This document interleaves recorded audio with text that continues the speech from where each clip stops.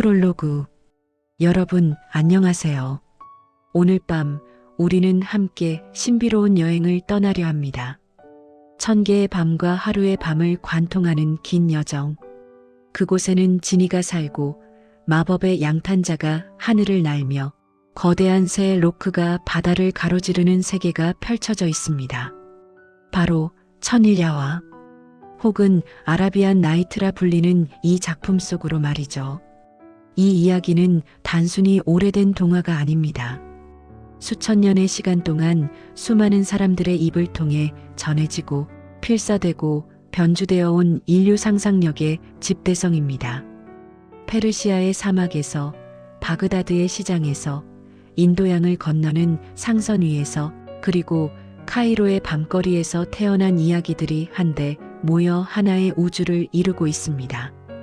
오늘은 이 방대하고 매혹적인 이야기의 세계를 함께 탐험해 보겠습니다. 1장 기원. 1000개의 밤은 어디서 시작되었나?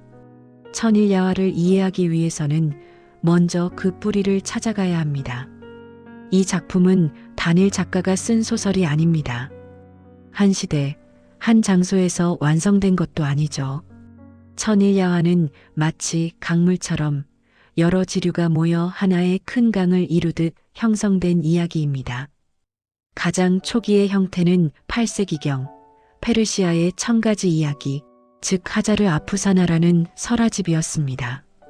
이 설화집은 페르시아 제국시대부터 전해 내려오던 구전 이야기들을 모은 것으로 왕과 왕비, 현자와 바보, 상인과 도적들의 이야기가 담겨 있었습니다. 이 페르시아 설화집이 아랍어로 번역되면서 아라비아 반도와 메소포타미아 지역의 이야기들이 합류하기 시작합니다.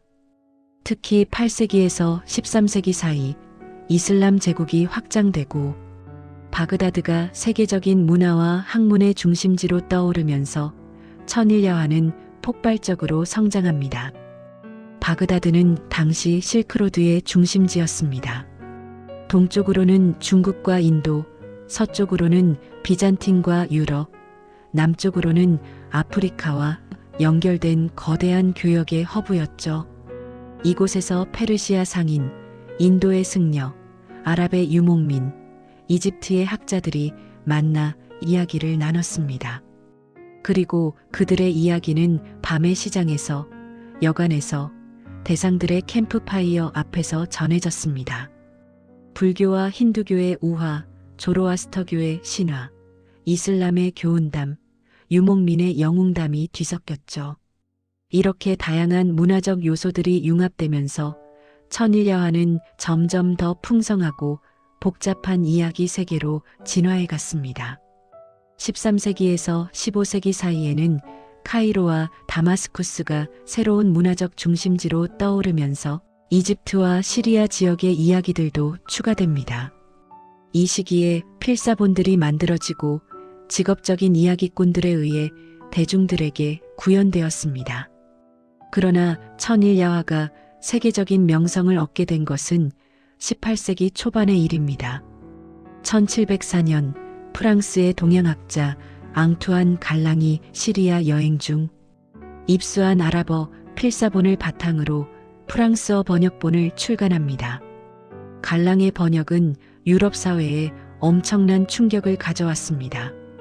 당시 유럽인들에게 동양은 미지의 세계였고 천일야화는 그 신비로운 세계로 향하는 창문이었습니다. 흥미로운 점은 갈랑이 원본에 없던 이야기들을 추가했다는 사실입니다. 우리가 잘 아는 알라딘과 요술램프, 알리바바와 40인의 도적 같은 이야기들은 사실 아랍 원전에는 없었습니다. 갈랑이 시리아의 구현자에게서 들은 이야기를 자신의 판본에 추가한 것이죠. 이것이 문제일까요? 오히려 이것이야말로 천일야화의 본질을 보여줍니다. 천일야화는 고정된 정전이 아니라 살아 숨쉬며 계속 성장하는 이야기였습니다. 시대와 장소에 따라 새로운 이야기가 추가되고 변형되고 재해석되는 것. 그것이 바로 구전 문학의 특성이자 천일야화가 지닌 생명력의 원천이었습니다. 19세기에는 리처드 버튼 경의 영어 번역본을 비롯해 수많은 판본들이 등장하면서 천일야화는 전 세계적인 문학 현상이 됩니다. 2장, 구조, 이야기 속의 이야기, 그리고 셰에라자드. 천일야화의 가장 독창적인 특징은 무엇일까요? 바로 액자식 구조입니다. 이야기는 하나의 거대한 액자 속에서 시작됩니다. 그 액자의 주인공은 페르시아의 왕 샤흐리야르와 현명한 여인 셰에라자드입니다. 샤흐리야르 왕은 한때 현명하고 자비로운 군주였습니다. 그러나 아내의 배신을 목격한 뒤 그는 모든 여성에 대한 신뢰를 잃어버립니다. 배신감과 분노에 사로잡힌 왕은 끔찍한 결심을 합니다. 매일 밤 새로운 처녀와 결혼한 뒤 다음 날 아침 그녀를 처형하는 것이죠. 이런 잔혹한 일이 계속되면서 왕국은 공포에 떨고 많은 젊은 여성들이 목숨을 잃습니다. 백성들은 절망에 빠지고 대신들은 속수무책입니다. 이때 왕의 재상의 딸인 셰에라자드가 등장합니다. 그녀는 뛰어난 지성과 학식을 갖춘 여성으로 수천 권의 책을 읽었고 역사, 철학, 시, 의학에 통달했습니다. 하지만 무엇보다도 그녀는 이야기의 힘을 알고 있었습니다. 셰에라자드는 아버지의 만류에도 불구하고 스스로 왕과 결혼하기를 자청합니다. 아버지는 비통해하며 말립니다. 왜 목숨을 버리려 하느냐? 하지만 셰에라자드는 확신에 차 있었습니다. 그녀에게는 계획이 있었으니까요. 결혼 첫날 밤 셰에라자드는 왕에게 마지막 소원을 말합니다. 동생 디나자드를 불러 함께 밤을 보내고 싶다고요. 왕은 이를 허락합니다. 한밤중 디나자드가 언니에게 청합니다. 언니, 잠들기 전에 그 멋진 이야기 하나만 들려주세요. 이것은 미리 짜여진 계획이었습니다. 셰에라자드는 이야기를 시작합니다. 그녀의 목소리는 밤의 어둠 속에서 마법처럼 울려 퍼집니다. 왕은 처음에는 무관심하게 듣다가 점차 이야기에 빠져듭니다. 이야기는 흥미진진하게 전개됩니다. 모험과 사랑, 배신과 복수, 마법과 신비가 펼쳐지죠. 그러나 가장 긴장되는 순간, 가장 궁금한 대목에서 동이 틉니다. 셰에라자드는 말합니다. 아, 아침이 밝았네요. 더 이상 이야기를 계속할 수 없습니다. 왕은 경악합니다. 그래서 어떻게 되는가? 이야기를 끝내라. 하지만 셰에라자드는 공손히 답합니다.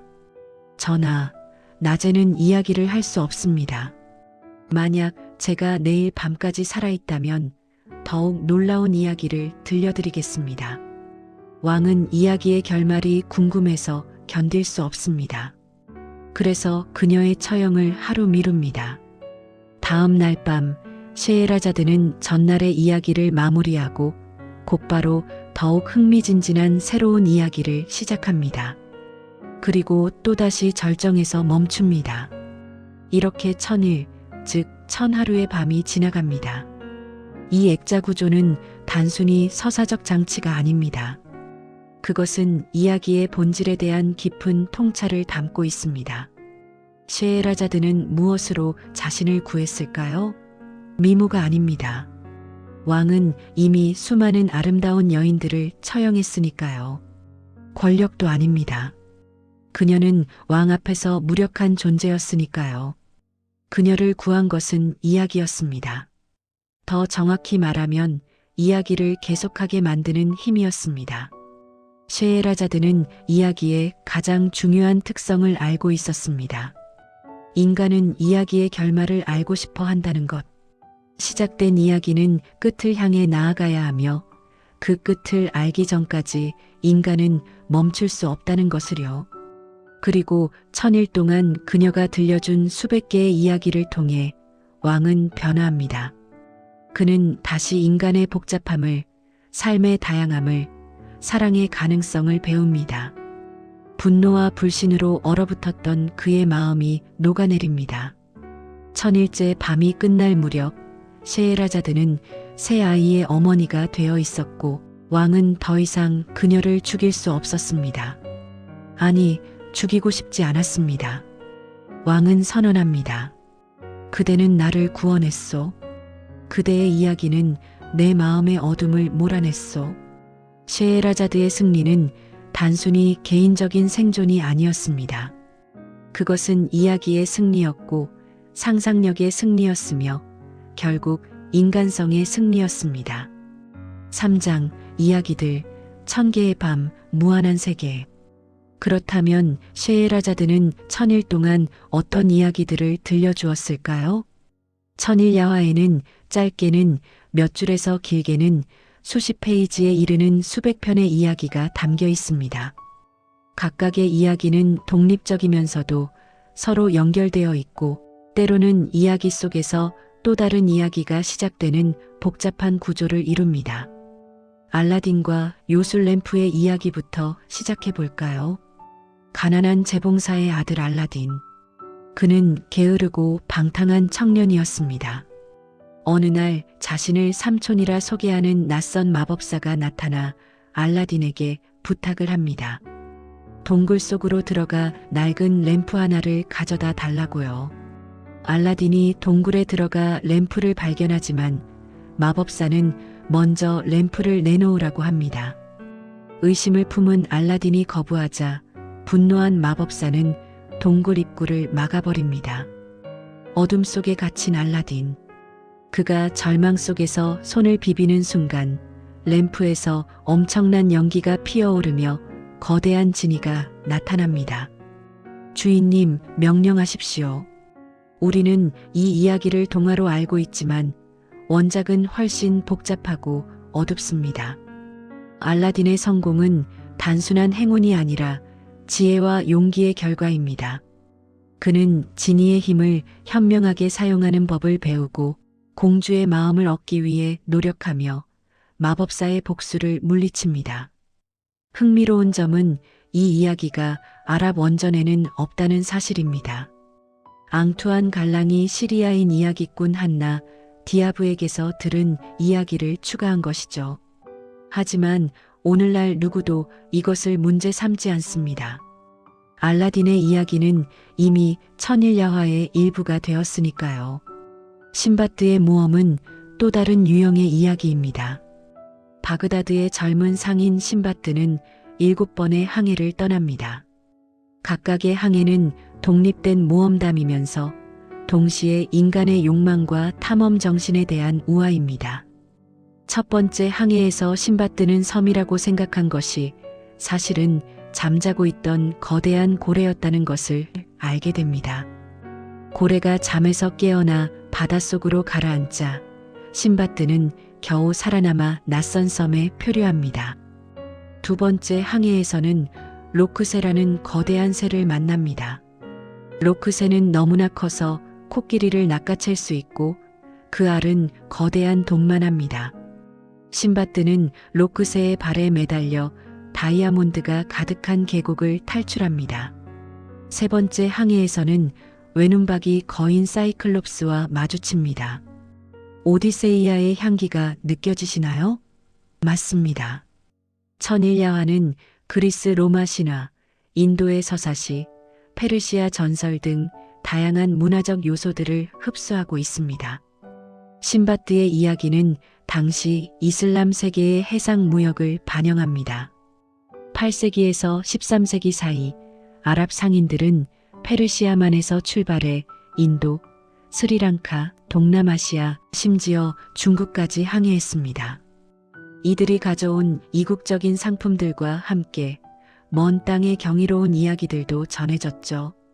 신바드의 모험은 실제 경험과 상상이 뒤섞인 결과물입니다.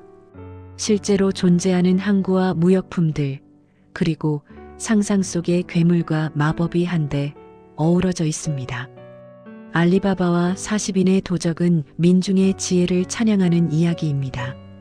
가난한 나무꾼 알리바바는 숲에서 도적들이 열려라 참깨 라는 주문으로 바위 동굴을 여는 것을 목격합니다. 도적들이 떠난 뒤 알리바바는 같은 주문으로 동굴에 들어가 엄청난 보물을 발견합니다. 욕심 많은 형 카심이 이 비밀을 알고 동굴로 가지만 나올 때의 주문을 잊어버려 도적들에게 죽임을 당합니다. 도적들은 알리바바를 찾아 복수하려 하지만 그의 똑똑한 여종 모르기아나의 기지로 번번이 좌절됩니다. 이 이야기에서 진정한 영웅은 알리바바가 아니라 모르기아나입니다. 그녀는 여종이라는 낮은 신분에도 불구하고 지혜와 용기로 주인의 가족을 구합니다.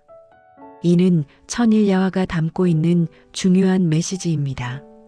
진정한 가치는 신분이나 부가 아니라 지혜와 용기에 있다는 것이죠. 어부와 지니는 더 철학적인 이야기입니다. 가난한 어부가 바다에서 그물질을 하다가 납으로 봉인된 오래된 병을 건집니다. 호기심에 봉인을 뜯자 엄청난 연기가 솟아오르며 무시무시한 지니가 나타납니다. 어부는 기뻐하며 소원을 말하려 하지만 지니는 오히려 그를 죽이려 합니다. 나는 솔로몬 왕에게 반역한 죄로 이 병에 갇혔다. 처음 100년은 나를 풀어주는 자에게 큰 상을 주겠다고 맹세했다. 다음 100년은 모든 보물을 주겠다고 했다. 그 다음 100년은 3가지 소원을 들어주겠다고 했다. 하지만 아무도 나를 풀어주지 않았다. 결국 1000년이 지나자 나는 맹세했다. 이제 나를 풀어주는 자는 죽여버리겠다고. 절체절명의 순간 어부는 지혜를 발휘합니다. 그대처럼 거대한 존재가 정말 저 작은 병 속에 들어있었단 말인가? 믿을 수 없구나. 지니는 자존심이 상해 다시 병 속으로 들어가 보여줍니다. 어부는 재빨리 봉인을 막아버리죠. 이 이야기는 힘과 지혜의 대결을 보여줍니다. 물리적으로 압도적인 힘을 가진 지니도 기지 있는 인간의 지혜를 이기지 못합니다. 사장, 영양, 세계가 사랑한 이야기. 천일야화는 이슬람 세계를 넘어 전 세계 문화에 지대한 영향을 끼쳤습니다. 18세기 초 앙투안 갈랑의 프랑스어 번역본이 출간되었을 때 유럽 사회는 말 그대로 충격에 빠졌습니다. 당시 유럽 문학은 고전주의의 엄격한 규칙과 기독교적 도덕성에 갇혀 있었습니다. 그런데 갑자기 등장한 천일야화는 완전히 다른 세계를 보여주었습니다. 마법과 모험, 에로티시즘과 유머, 잔혹함과 자비가 뒤섞인 이 이야기들은 유럽 독자들에게 신선한 충격이었습니다.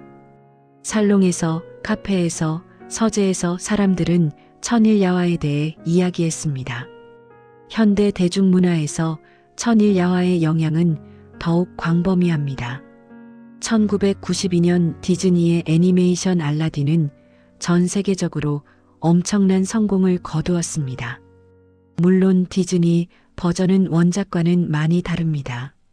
더 밝고 유쾌하며 현대적입니다. 하지만 마법의 램프, 지니, 양탄자, 궁전 같은 핵심 요소들은 그대로 유지되었죠. 영화계에서는 신바트 시리즈, 바그다드의 도둑 같은 고전 영화들부터 최근의 알라딘 실사판까지 수없이 많은 작품들이 만들어졌습니다. 게임 산업에서도 천일야화는 중요한 소재입니다. 프린스 오브 페르시아 시리즈는 페르시아를 배경으로 한 액션 어드벤처 게임으로 큰 인기를 끌었고 어쌔신 크리드 시리즈도 중동을 배경으로 천일야화의 분위기를 재현했습니다. 심지어 현대 판타지 문학의 기초가 된 반지의 제왕도 천일야화의 영향을 받았다고 합니다.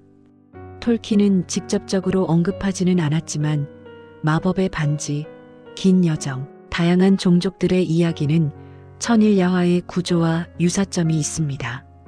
해리포터 시리즈의 마법 세계, 나니아 연대기의 환상적 모험, 스타워즈의 광활한 우주 서사까지 현대 대중문화의 많은 작품들이 직간접적으로 천일야화의 영향 아래 있습니다.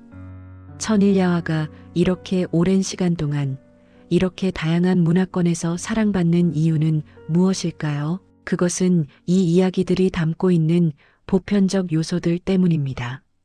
모험에 대한 갈망, 마법에 대한 동경, 정의의 실현, 사랑과 배신, 지혜와 용기. 이것들은 시대와 장소를 초월한 인간의 근본적인 욕망과 가치들입니다. 동시에 천일야화는 충분히 이국적이고 신비로워서 우리를 일상에서 벗어나게 해줍니다. 우리는 알라딘과 함께 하늘을 날고 신바드와 함께 미지의 바다를 항해하며 셰에라자드의 목소리를 들으며 밤을 보냅니다. 5장 현대적 의미. 오늘날 우리에게 천일야화란. 21세기를 살아가는 우리에게 천일야화는 어떤 의미를 가질까요? 1000년도 더 전에 시작된 이 고대의 이야기들이 오늘날에도 여전히 유효한 이유는 무엇일까요? 첫째, 천일야화는 문화적 다양성과 융합의 모델을 보여줍니다. 이 이야기집은 단일 문화의 산물이 아닙니다. 페르시아, 아라비아, 인도, 이집트, 심지어 그리스의 요소까지 포함하고 있죠. 서로 다른 종교, 언어, 전통을 가진 사람들의 이야기가 한데 모여 더 풍부한 세계를 만들어냈습니다. 오늘날 우리는 글로벌화된 세계에 살고 있습니다. 서로 다른 문화가 충돌하고 갈등하기도 하지만 동시에 융합하고 새로운 것을 창조하기도 합니다. 천일야화는 이러한 문화적 융합이 얼마나 아름다운 결과를 낳을 수 있는지 보여주는 역사적 증거입니다. 둘째, 이야기의 힘에 대한 재인식입니다.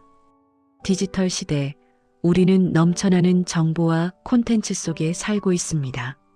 하지만 그 많은 콘텐츠 중에서 진정으로 우리를 감동시키고 변화시키는 것은 무엇일까요? 바로 좋은 이야기입니다.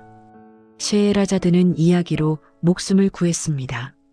오늘날에도 좋은 이야기는 사람을 구원할 수 있습니다. 우울증으로 고통받는 사람에게, 외로움에 지친 사람에게, 삶의 의미를 찾지 못하는 사람에게 좋은 이야기는 위로가 되고 희망이 됩니다. 천일야화는 우리에게 상기시킵니다. 이야기는 단순한 오락이 아니라 인간을 인간답게 만드는 본질적 요소라는 것을요. 셋째, 상상력의 무한한 가능성입니다. 천일야화의 세계에서는 모든 것이 가능합니다. 양탄자가 날고 램프에서 지니가 나오며 평범한 어부가 영웅이 됩니다. 이러한 무한한 상상력은 오늘날에도 여전히 필요합니다. 우리는 종종 현실의 제약에 갇혀 살아갑니다. 이건 불가능해, 현실적으로 생각해라는 말들이 우리의 꿈을 제한합니다. 하지만 인류의 모든 위대한 발전은 누군가의 불가능한 상상에서 시작되었습니다. 천일야화는 우리에게 말합니다. 상상하라, 꿈꾸라, 불가능해 보이는 것을 믿으라고. 넷째, 여성의 지혜와 힘에 대한 재평가입니다. 셰에라자드는 단순히 수동적으로 구원을 기다리는 여성이 아니었습니다. 그녀는 자신의 운명을 스스로 개척했고 지혜와 용기로 왕과 왕국 전체를 변화시켰습니다.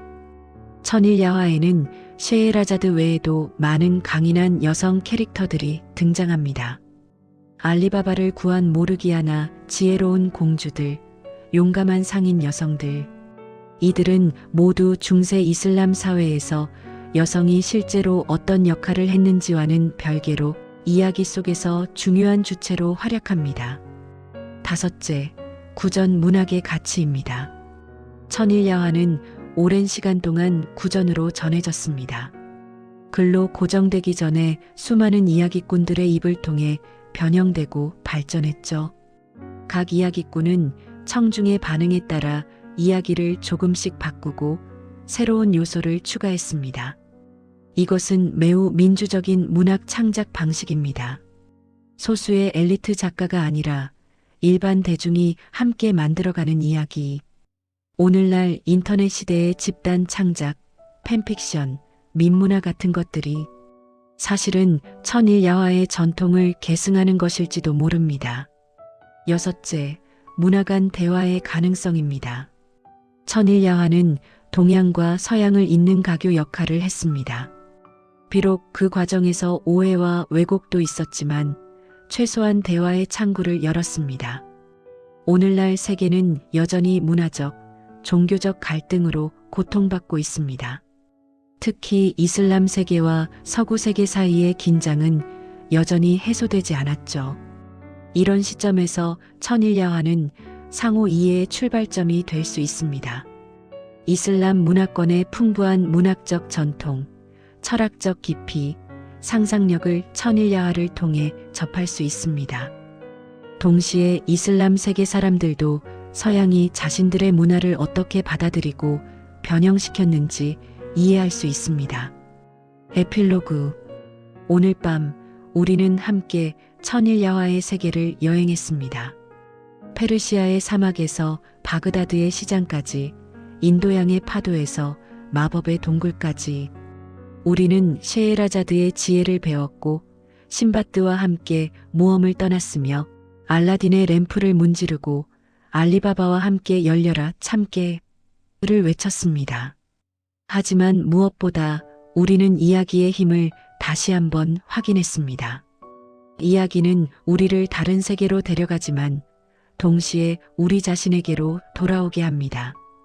이야기 속 영웅들의 모험을 통해 우리는 우리 자신의 삶을 돌아보고 우리의 도전과 꿈을 재발견합니다. 천일야화는 1000년 이상 살아남았습니다. 그리고 앞으로도 계속 살아남을 것입니다. 왜냐하면 인간이 존재하는 한 이야기는 필요하기 때문입니다. 오늘 밤 잠들기 전에 천일야화의 한 편을 읽어보시는 건 어떨까요? 혹은 사랑하는 사람에게 이야기 하나를 들려주는 건요? 그리고 기억하세요. 당신도 셰에라자드가 될 수 있다는 것을. 당신의 이야기로 누군가의 밤을 밝히고 누군가의 마음을 움직이고 누군가의 인생을 바꿀 수 있다는 것을요. 천일야화는 끝나지 않습니다. 이야기는 계속됩니다. 당신의, 나의, 우리 모두의 이야기로. 끝까지 경청해 주셔서 감사합니다. 구독과 좋아요는 제작하는데 큰 힘이 됩니다.